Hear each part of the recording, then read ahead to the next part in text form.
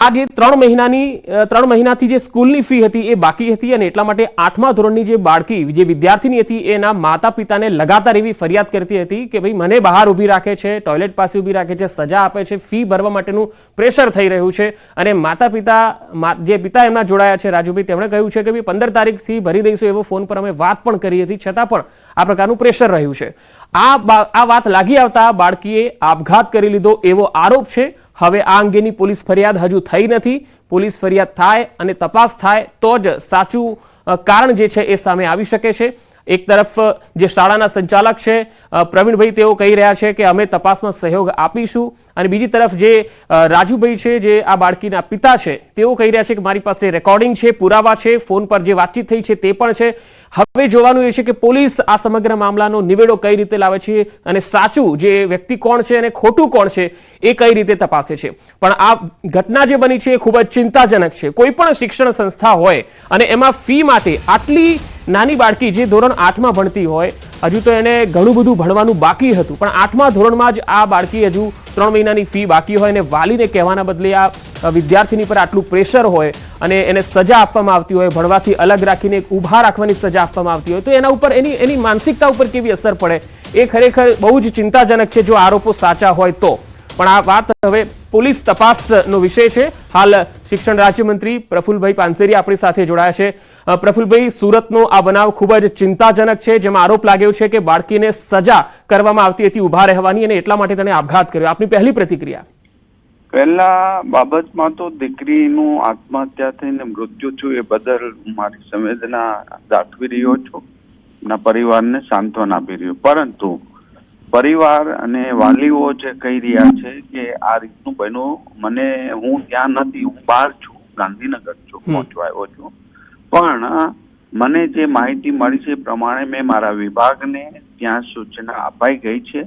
આની તટસ્થ તપાસ કરી, જો આ બનાવ આ રીતનો બન્યો હોય તો બહુ જ ગંભીર કરતા એક સભ્ય સમાજ માટે શરમજનક ઘટના કહેવાય। જે દીકરી તમારી મારી સૌની કહેવાય, કોઈ પણ દીકરા દીકરીઓ એટલે ભણતા હોય એટલે એની પર દરેક લોકોને લાગણી હોય, પણ આ રીતની ઘટના ઘટી હોય તો ચોક્કસ પ્રકારે એનો તપાસ થશે અને જે આવશે એમાં શિક્ષણ વિભાગ પરિવારને 100% મદદ કરશે એ અમારી ખાતરી છે।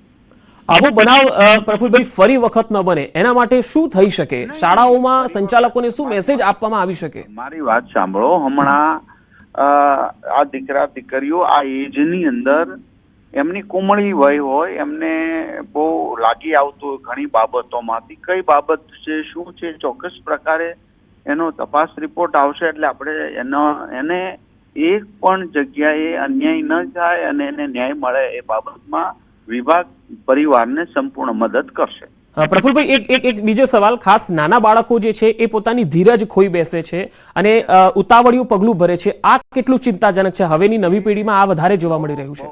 બહુ જ ચિંતાજનક છે। આ વિષયને અમે સ્ટડી કરી લઈએ। અગાઉના એક દીકરી એકદમ કુમળા વયની 9મું ભણતી દીકરી પણ આ જ રીતે પણ એ પારિવારિક તરીકે કોઈ પણ પરિવાર તો દીકરા દીકરીઓને એના હિત માટે જ કહેતા હોય, એને કઈ અહિત પણ દીકરા દીકરીઓને લાગી આવે છે એ પાકું છે। ઘર છોડી જવું, આત્મહત્યા કરવી, શિક્ષકે કંઈ કહ્યું હોય તો પણ આત્મહત્યા કરી લેવી। પ્રફુલભાઈ, આવી ઘટનામાં ઘણી વખત એવું જોવા મળતું હોય છે કે સંચાલકો એ વાલીઓને વાત કર્યા વગર વિદ્યાર્થીઓ હોય છે, બાળકો હોય છે, એમની સાથે જ વાત કરે છે, ફીની હોય કે બીજી હોય, સજા આપે છે, એટલે એ મેં ચોક્કસ આપના કહી રહ્યો છું કે આવું કંઈ પણ હશે તો અમે એક્શન લેશું। એ અમારી તરફ સરકાર તરફથી અમે પરિવારને સાંત્વના આપીને કહી રહ્યા છીએ। જી પ્રફુલભાઈ, આપ અમારી સાથે જોડાયા, આપનો ખૂબ ખૂબ આભાર।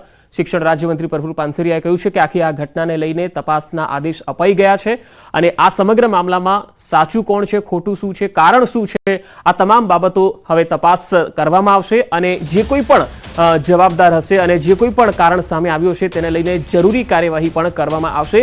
આ ઘટના ખૂબ જ ચિંતાજનક છે એવું પણ તેમણે કહ્યું છે અને પરિવારજનોને ખાતરી આપી છે કે આ મામલામાં જે કંઈ પણ ન્યાયોચિત કાર્યવાહી હશે એ કરવામાં આવશે।